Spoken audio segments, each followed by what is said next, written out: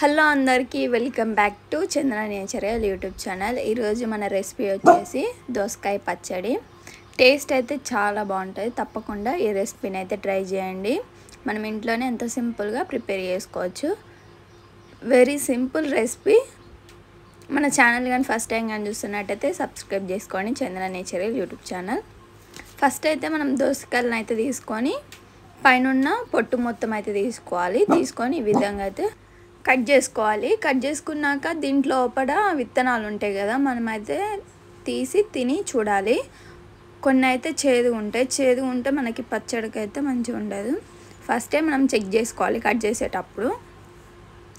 ఇంకా చేదు లేకపోతే మనం అవన్నీ వేసుకొని కట్ చేసుకోవాలి. నెక్స్ట్ అయితే ఒక ప్యాన్ పెట్టుకొని తగినంత ఆయిల్ అయితే వేసుకొని కొంచెం మెంతులు, ఆవాలు, జీలకర్ర అయితే వేసుకున్నాక పచ్చిమిర్చి అయితే వేసుకొని ఫ్రై చేసుకోవాలి. మనం పచ్చిమిర్చి అయితే కొంచెం ఎక్కువ తీసుకోవాలి.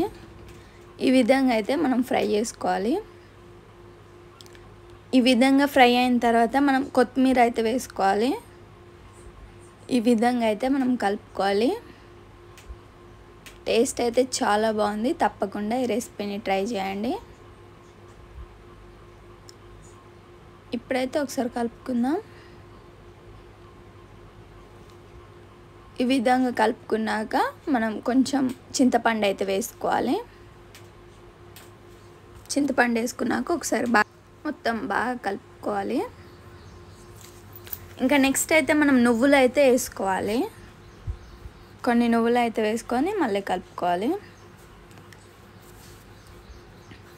ఎంతమందికి దోసకాయ పచ్చడి అంటే ఇష్టమో కామెంట్ చేయండి.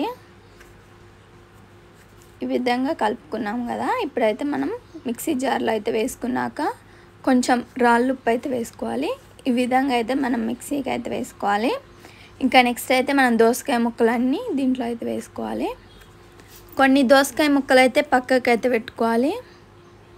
ఈ విధంగా అయితే మనం వేసుకోవాలి మిక్సీకి. ఇంకా దోసకాయ ముక్కలు పక్కకు పెట్టుకున్నాం కదా, దాంట్లోకి అయితే ఈ మిక్సీకి వేసిన మొత్తం దీంట్లో అయితే వేసుకోవాలి. పచ్చడి వేసుకొని కలుపుకోవాలి.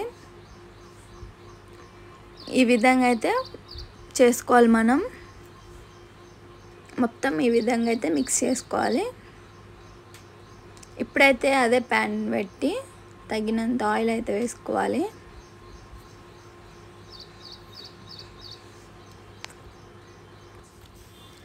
ఇప్పుడైతే ఈ పచ్చడిలో మనం కొంచెం పసుపు అయితే వేసుకోవాలి.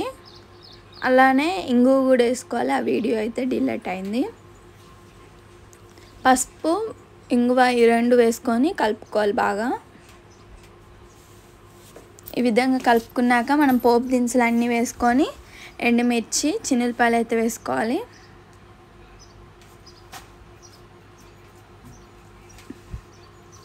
వేసుకొని ఫ్రై చేసుకోవాలి. ఇంకా నెక్స్ట్ అయితే కళ్యామాకు అయితే వేసుకోవాలి. ఇప్పుడైతే మనం రెడీ చేసుకున్న పచ్చడి అయితే దీంట్లో అయితే వేసుకోవాలి. దోసకాయ పచ్చడి వేసుకొని కలుపుకోవాలి. ఈ విధంగా అయితే మనం కలుపుకోవాలి. చూసారు కదా, ఎంతో సింపుల్గా టేస్టీగా దోసకాయ పచ్చడి అయితే రెడీ అయిపోయింది.